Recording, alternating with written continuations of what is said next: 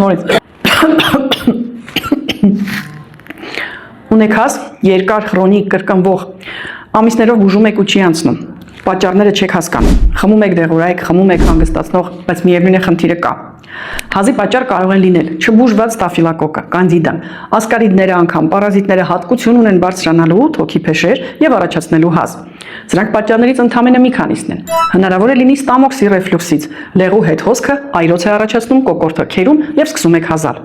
Կարող է լինել նեյրոգեն կամ ողնաշարից եկող, սպազմ է առաջանում պարանոցում, լարված վիճակում ենք նստում, լիմֆան լորձը չի հոսում, անընդհատ քերոց եք զգում կոկորդում։ Հազը կարող է լինել շարունակական, կարող է լինել նաև սրտի հետ կապված։ Կարդիոգեն հազը առաջանում է սրտի թոքի անբավարարությունից։ Կարող են լինել նաև սուր վիճակներ, թոքաբոր, բրոնխիտ, մնացորդային վիճակներ։ Սիրելիներս, անհրաժեշտ է հասկանալ հազի պատճառը, որտեղից է սկսվում եւ տալ համապատասխան վերականգնող ծրագիր։ Օգնենք հազին, մաքրենք լիմֆան։ Օրինակ, երբ որ սկսում է հազ, այդ պահին դուք ուզում եք շունչ քաշել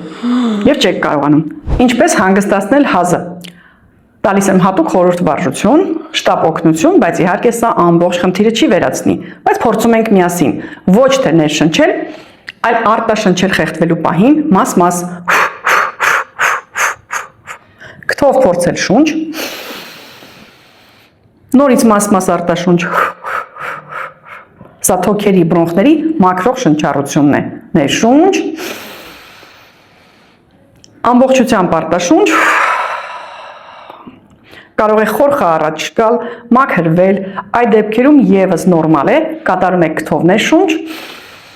քթով արտաշունչ։ Եթե դա թաց հազն է, հնարավոր է խորխի արտադրությունը շատանա, եթե չոր հազ է, սպազմը կհանգստանա։ Ամեն դեպքում սիրելիներս, գրեք հազ բառը ներքևում, որպեսզի մասնագետները կապ հաստատեն ձեզ հետ եւ պարզեն հազի պատճառը, նաեւ հրավիրեն ու ուղղորդեն հատուկ ծրագրերի։